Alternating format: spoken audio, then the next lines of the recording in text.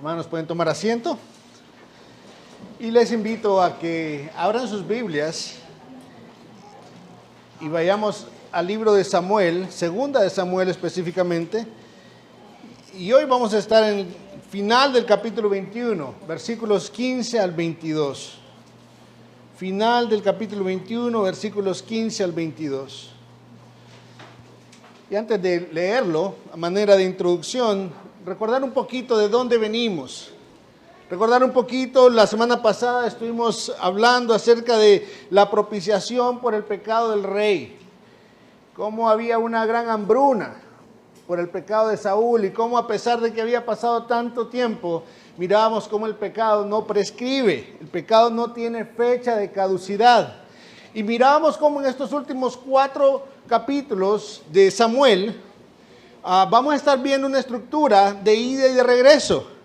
Primero la propiciación por el pecado del rey, que vimos la semana pasada. Luego el reporte de las batallas, en el que vamos a estar hoy. Luego las palabras de David. Eso es de ida, pero vamos luego a ir de regreso. Vamos a encontrarnos nuevamente con palabras de David, un reporte de batallas y luego propiciación por el pecado del rey al final del libro. En la escritura, como lo va a hacer hoy, vamos a encontrarnos con listas de nombres.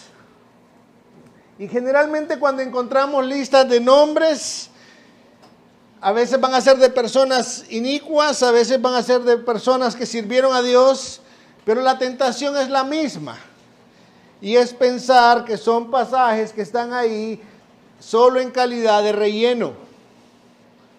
Nada de la escritura es en calidad de relleno. Dios mismo nos ha dicho que toda la palabra que sale de su boca es útil para instruirnos, para corregirnos, para equiparnos para toda buena obra. Y este pasaje no es la excepción. Así que vamos a orar, pidiendo perdón a Dios si es necesario, para que Dios nos conceda ir con la actitud correcta a este pasaje. Padre Celestial, te damos gracias, Señor, por tu palabra, porque es viva y eficaz. Y, Señor, hoy te pedimos que tu palabra corte en nosotros, corte aquello que no te glorifica, Señor.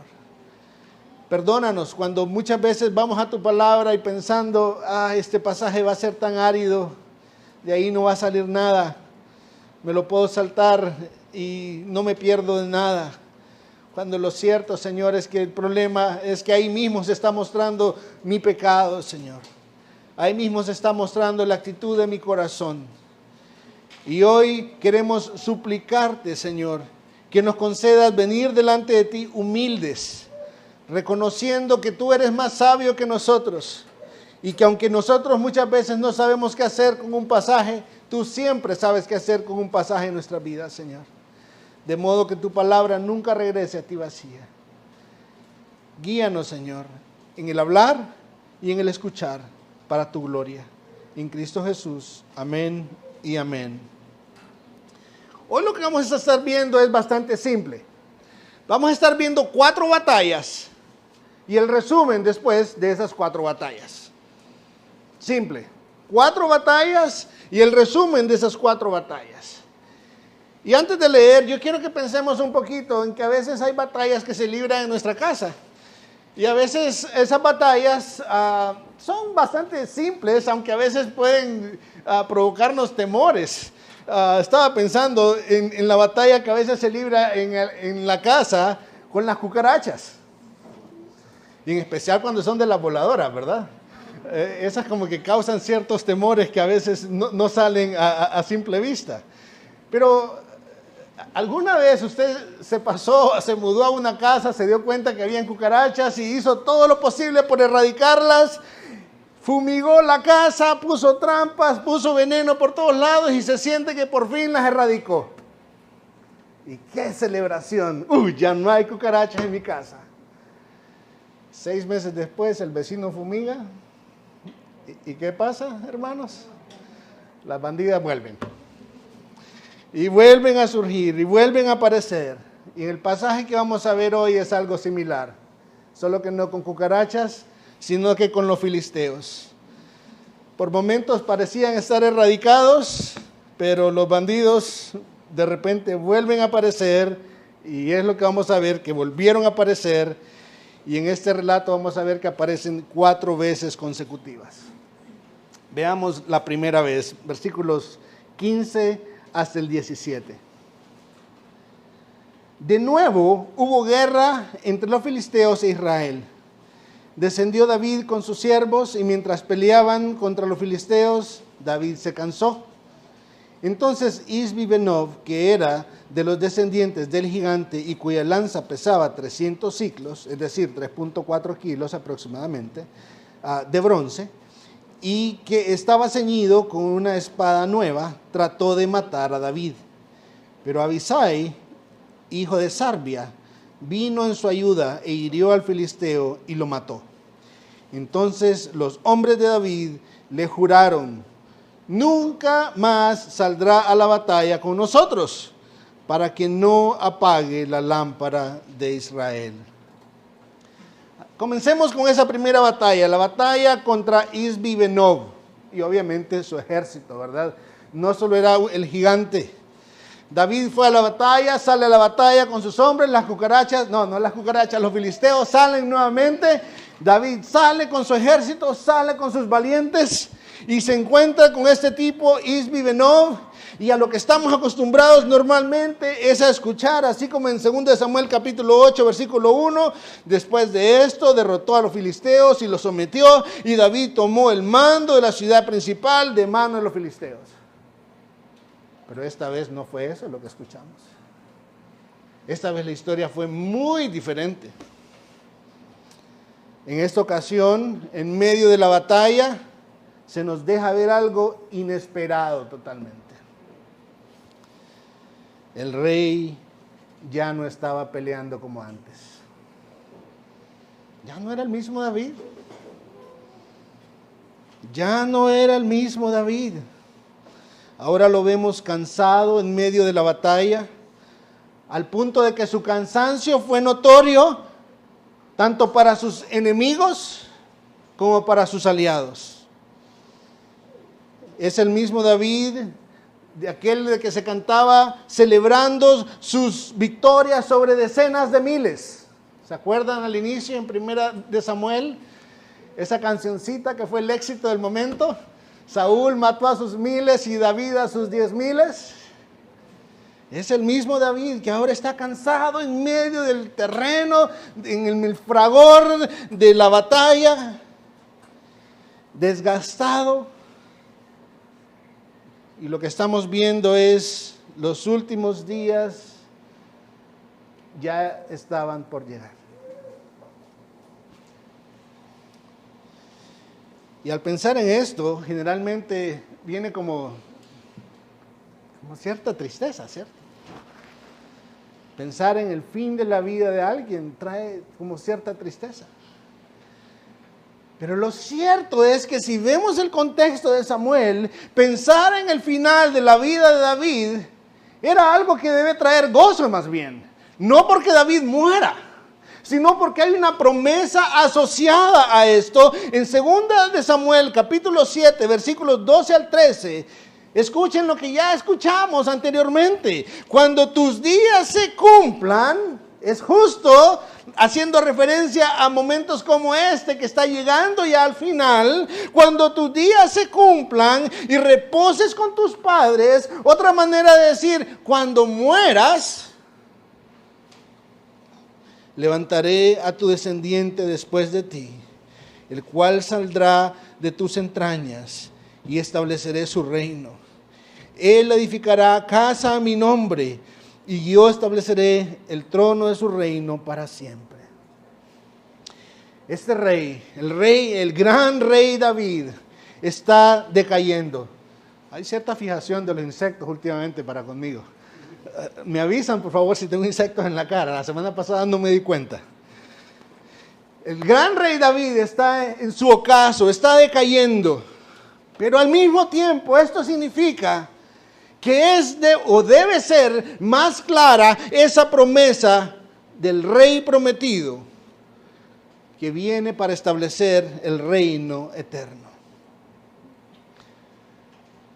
Y esta vez, en vez de hacer comparaciones, vamos a mostrar las diferencias.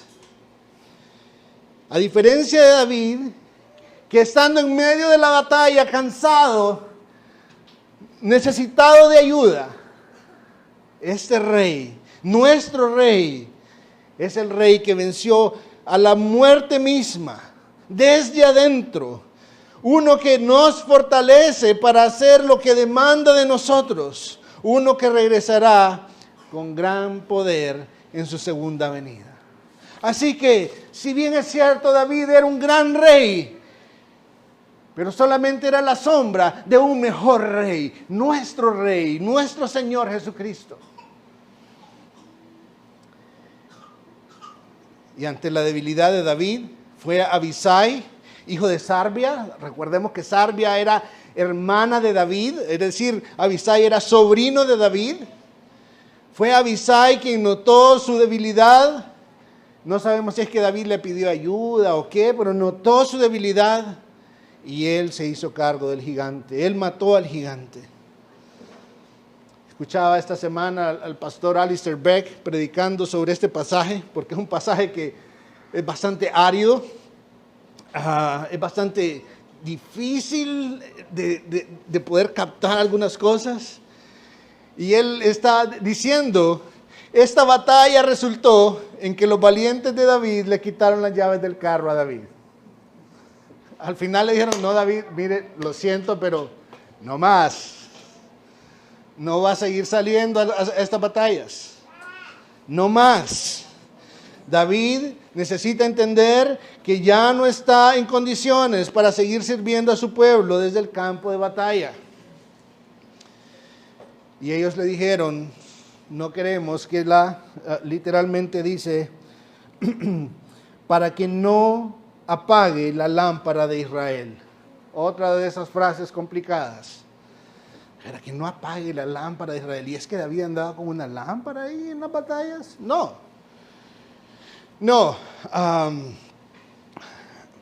Esto puede verse desde dos puntos. Hay quienes dicen que los hombres de David habían olvidado que la verdadera esperanza del reino estaba en Dios y no en David. Y eso podría tener algo de validez, en especial cuando consideramos que en los capítulos anteriores la vida de David se mostró como un desastre. Sin embargo, en los Salmos está escrito también, muy probablemente por David, no se sabe, pero dice, no confíen ustedes en príncipes, ni en hijo de hombre en quien no hay salvación. Su espíritu exhala, él vuelve a la tierra.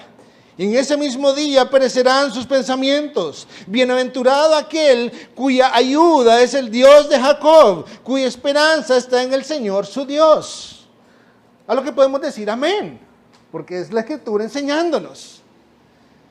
Si esa era la actitud de ellos, nosotros podemos decir, sí, esa no era la actitud correcta.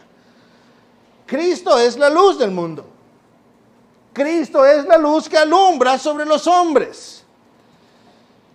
Y el príncipe de los pastores es Él, el único que va a soportar hasta el final en el cuidado de sus ovejas. El único. Es en Él que tenemos la base de nuestra esperanza. Si es que esa fue la actitud de ellos. Sin embargo, lo que vemos en el resto de la Escritura es cierto. Solo que vamos a condicionarlo a si esa fue la actitud de ellos, así lo aplicamos en este pasaje o no. Sin embargo, también llamar a David la lámpara de Israel puede verse, y yo sugiero que debe verse, con una connotación positiva, al hacer alusión a la promesa que Dios hizo para David y a su descendencia de una lámpara para guiar y sostener al pueblo a través de uno que vendría de sus entrañas. Segunda de Crónicas dice, sin embargo el Señor no quiso destruir la casa de David a causa del pacto que había hecho con David y porque le había prometido darle una lámpara a él y a sus hijos para siempre. Y esa lámpara es Cristo Jesús, la promesa de aquel que será luz en el centro de la gran ciudad. de modo que no habrá necesidad ni siquiera de sol. Él es nuestra lámpara. Y muy probablemente estos hombres estaban haciendo alusión al pacto, a la promesa. Salmo 132 dice, allí haré surgir el poder de David. Miren dónde está el poder de David. He preparado una lámpara para mi ungido. El poder de David no estaba en quién era David, hermanos. El poder de David estaba en la fidelidad de Dios, en el poder de Dios mismo, cuidando a su pueblo y guiando a su pueblo. Y ahí es donde radica hoy todavía sobre nosotros que somos su pueblo. Dios ha dado a Cristo Jesús en rescate por nosotros.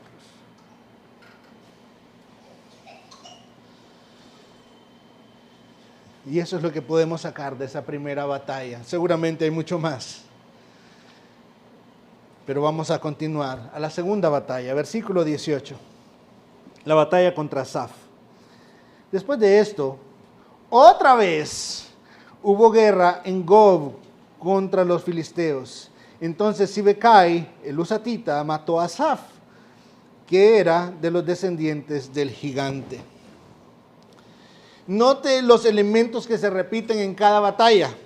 Por favor, note versículos 15, 18, 19 y 20. Va a encontrar elementos comunes ahí. Por ejemplo, en cada uno de ellos va a notar que dice, otra vez hubo guerra. En cada sección, sin excepción. Y cuando se describe a los valientes, a cada uno de ellos se le distingue muy bien. De manera que no haya posibilidad de confundir quién era. Y no solo eso, se habla de cómo ellos fueron cada uno de ellos los que mataron al respectivo gigante. El autor bíblico, quien ha escrito Samuel, y no solo el autor bíblico, el Espíritu Santo mismo, note una cosa, no tiene problema en dar honor a quien honor merece. No tiene problema. Y fue fulano quien mató a tal. No tiene ningún problema. En esta ocasión es Sibecai, el husatita, quien mató a Asaf, otro de los gigantes. Y si bien es cierto, David ya estaba viejo, pero lo que podemos ver cuando vemos estas 4 batallas es que este David que estaba viejo está dejando un ejército preparado para seguir adelante con la tarea que Dios le había dado. Proteger a su pueblo, incluso de gigantes. Siempre debemos estar preparados, hermanos. Preparados, y también debemos estar preparando la próxima generación, especialmente en el entorno de la iglesia. Algún día será necesario que alguien tome nuestro lugar. Algún día será necesario que otro continúe con nuestro oficio. Y debemos estar listos para eso. Veamos la tercera batalla. La batalla contra Goliat. Versículo 19. De nuevo hubo guerra contra los filisteos en Gob. Y Elanán, hijo de Jaare Orejim de Belén, mató a Goliat el geteo. El asta de su lanza era como un rodillo de tejedor. El propósito de este pasaje, hermanos, no es preguntarnos si debo desconfiar en el relato de la Biblia.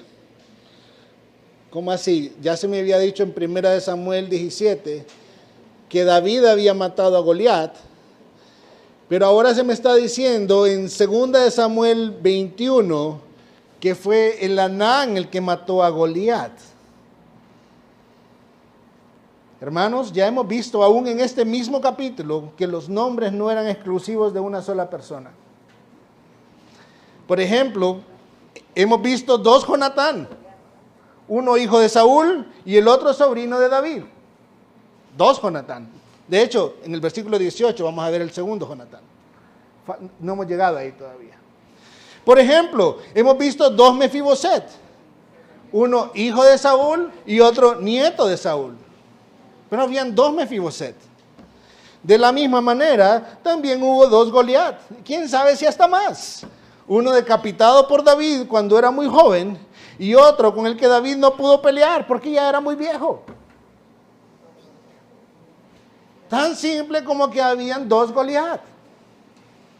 Así como en esta congregación tenemos Josés. Y en algunas familias tenemos repetidos varios Josés. Y no por eso voy a negar o a poner en tela de duda algo con respecto a un José o el otro. ¿Cierto? ¿Sí?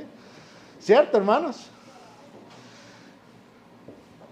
Pues lo mismo es lo que está sucediendo acá. Este segundo Goliat fue muerto por Elanán, hijo de Jaare Orejim, y muy probablemente era hermano del Goliat que mató a David, como lo sugiere Primera de Crónicas 25. Veamos la cuarta batalla, la batalla contra el polidáctilo, no era un dinosaurio. Versículos 20 y 21. Hubo guerra otra vez en Gad, donde había un hombre de gran estatura que tenía 6 dedos en cada mano y 6 dedos en cada pie, 24 en total. Él también descendía del gigante. Cuando desafió a Israel, lo mató Jonatán, hijo de Simea, hermano de David. El propósito de este pasaje no es enseñarnos matemáticas, hermanos. No, el propósito de este pasaje es hablar de otro gigante, uno del que no se menciona su nombre, pero se nos habla de una condición anatómica. Es un hombre polidáctilo, un polidáctilo, alguien que tenía más dedos, tenía dedos supernumerarios, más dedos de lo común. Eso es algo que sucede, eso lo consultan después con los médicos, ¿sí? Pero se dice que en algunos lugares 1 de cada 500 niños nace con 6 dedos. Cuando a Lucas le hicimos el primer ultrasonido, se nos decía que iban a nacer con 6 dedos en cada mano y en cada pie también. Qué bueno que el ultrasonido estaba malo. O tal vez no. Pero el punto es algo que sucede. Únicamente en el plan de Dios, en el diseño de Dios, habrá niños que nacerán así. Pero el punto es que, al igual que Goliat, este hombre, el polidáctilo, desafió a Israel.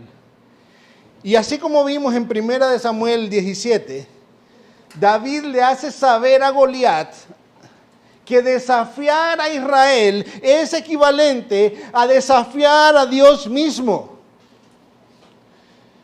Y por eso debía morir. Y en este caso fue ese segundo Jonatán, sobrino de David, hijo de Simea, a quien Dios utilizó para silenciar la arrogancia de ese gigante.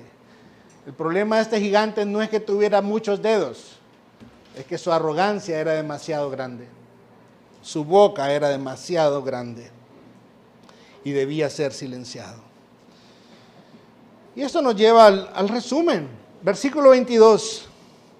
Estos 4 descendían del gigante en Gat y cayeron por mano de David y por mano de sus siervos. Hermanos, la guerra vino una y otra vez. Una y otra vez, y uno tras otro gigante fueron derrotados. Y nos dice el texto, y estos 4 descendían del gigante. Literalmente lo que el texto dice, y estos 4 eran descendientes de Rafá. Rafá era el nombre de un gigante. Y es como muchas veces también en el texto, en especial cuando vemos en Números, Deuteronomio, Josué y Jueces, que también se hace referencia a los descendientes de Anac. Anac era un gigante y su descendencia fue una descendencia de gigantes. Pues Rafá era otro gigante y todos estos fueron descendientes de Rafá también. David comenzó derrotando al terrible gigante Goliat cuando solamente era un joven, pero era un joven que confiaba en su Dios. Y ahora estamos viendo el ocaso de su reinado, terminando con un equipo de guerreros entrenados para hacer lo mismo. Y aquí yo quiero decir palabras para los padres. Y me pongo de primero en la fila. Padres, no desperdiciemos el tiempo que Dios nos ha dado con nuestros hijos. Nuestros hijos, dice la Escritura, que son como flechas en una aljaba. Y las flechas necesitan ser afiladas. Las flechas necesitan un rumbo. Hay que ponerlas en el arco tensado y apuntar hacia la gloria de Dios. Nosotros vamos a salir y ellos van a quedar. Por lo menos es la manera como normalmente sucede. A veces cambia un poco el orden. Pero nuestra tarea es equipar a nuestros hijos. Y puesto que son como flechas, apuntarlos a que vivan para la gloria de Dios. No hay mejor rumbo que podamos darle a sus vidas. Pero hay mucho más para nosotros en este pasaje.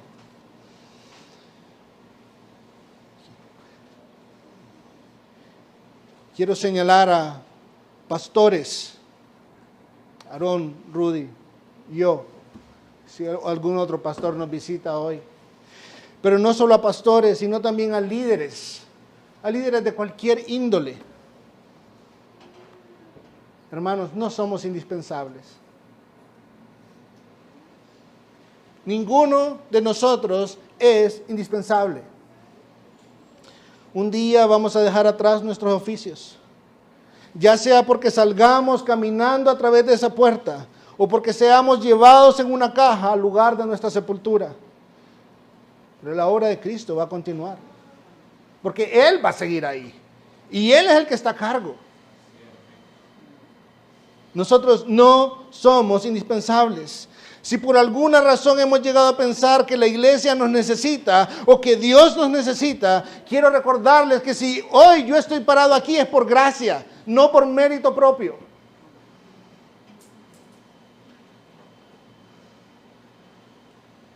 Y aún podríamos argumentar, sí, pero Dios necesita los dones. Sí, pero es Dios que los da. Es por gracia. Dios no me necesita a mí ni nada de mí. Todo lo que tenemos y somos es porque Dios nos lo ha dado para que por un tiempo le sirvamos y sirvamos a su iglesia. Por un tiempo. Hoy en la mañana hablando con Aarón, él usó la misma frase. Dijo por un tiempo y después dijo otra cosa y después dijo por un tiempo. Yo quería reírme en ese momento, pero ¿cómo era posible que la misma frase estuviera sucediendo? Pero tan importante recordar que estamos aquí, hermanos, por un tiempo. La reina Elizabeth II asombrosamente reinó durante un poquito más de 70 años. 70 años es un montón de tiempo. Y ya salió de su servicio. Nosotros servimos bajo el reino de aquel que es Rey de Reyes y Señor de Señores. Bajo aquel que es el Hijo prometido de David, el Hijo de Dios, cuyo reino no tendrá fin. Su reino es el reino eterno. No hay reino en el que nosotros podamos pretender elaborar, edificar, que pueda ser eterno. Todo reino va a ser aplastado por el reino de Cristo Jesús. Así que pastores, esposos, jefes en sus trabajos, lo que Dios ha puesto bajo nuestro cuidado, llámese la iglesia, llámese familia, llámese trabajo, lo puso para que lo administremos de manera tal que para el mundo quede bien, bien claro que Dios es el Rey sobre todas esas cosas y no nosotros.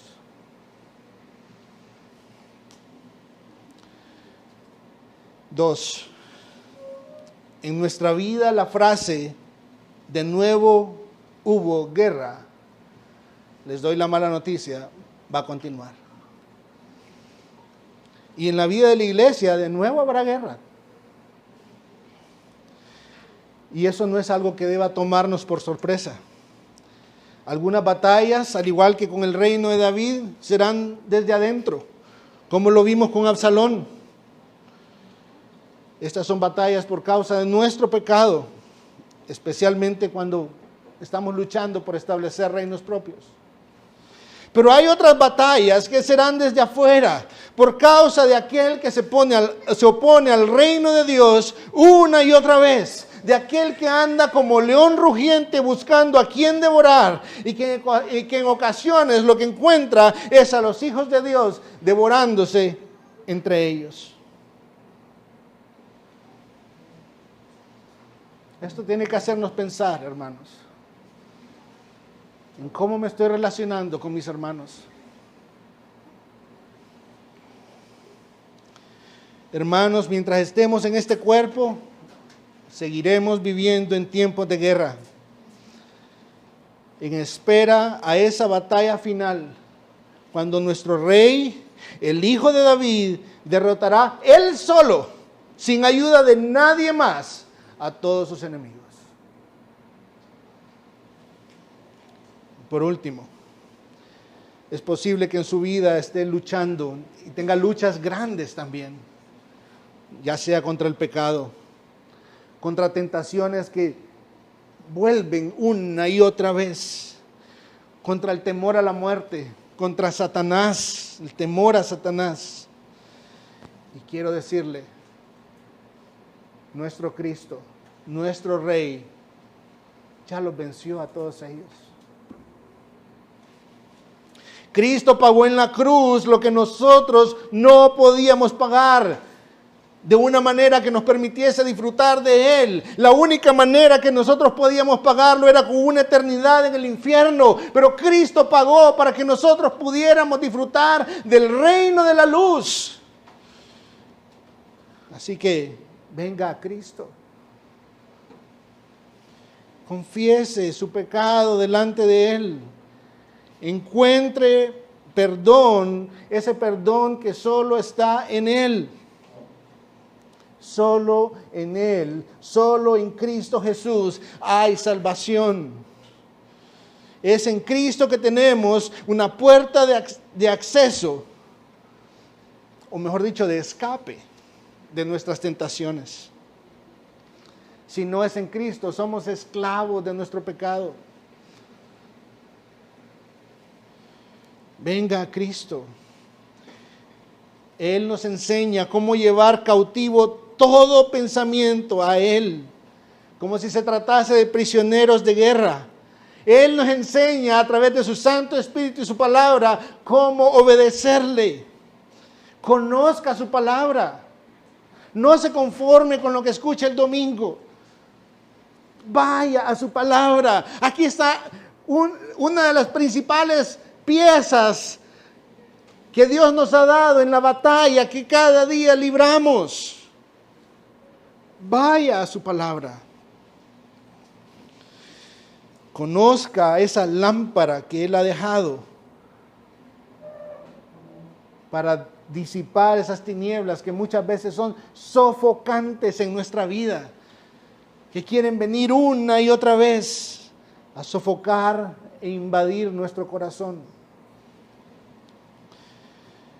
Si usted está en Cristo, no tema a Satanás. No lo tome de menos tampoco. Pero no tema a Satanás. La Escritura nos dice que Él sabe que le queda poco tiempo. no tenemos razón para temerle si ya fue vencido por Cristo en la cruz. Si usted está en Cristo, recuerde que por la gracia de Dios tiene la promesa de vida eterna por medio de la fe en Él y en su obra. Pero si usted hoy está aquí y usted no está en Cristo Jesús, quiero decirle, no tarde. Él no rechaza a todo aquel que viene a Él. No tarde. Él está ahí listo para perdonarnos. Y si hablamos de que está listo para perdonarnos, significa que necesitamos reconocer que le hemos ofendido. Él está ahí listo para limpiarnos. Y si vamos a hablar de limpiarnos, significa que hemos de reconocer que estamos sucios sin Él. No tarde. Venga a Cristo. Si no sabe cómo, acérquese y hablemos al respecto. Vamos a orar. Padre Celestial, te damos gracias, Señor. Te damos gracias porque en medio de las batallas que siguen día tras día en nuestras vidas, sabemos que nuestro Rey ya venció. Sabemos que podemos vivir en esperanza de que esa lámpara no se apagará nunca.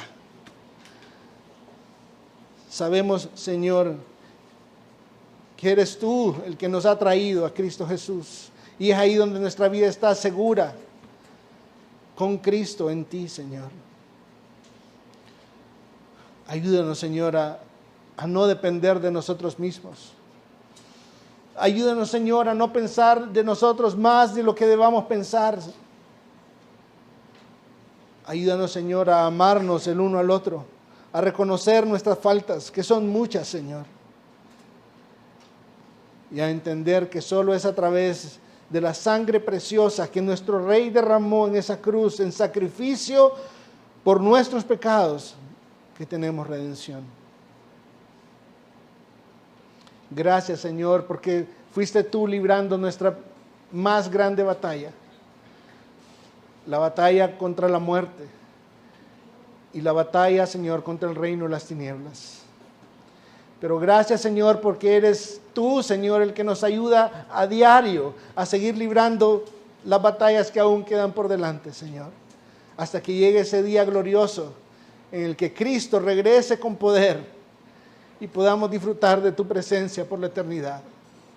Y es en ese nombre glorioso y poderoso de Cristo que hoy oramos. Amén y amén.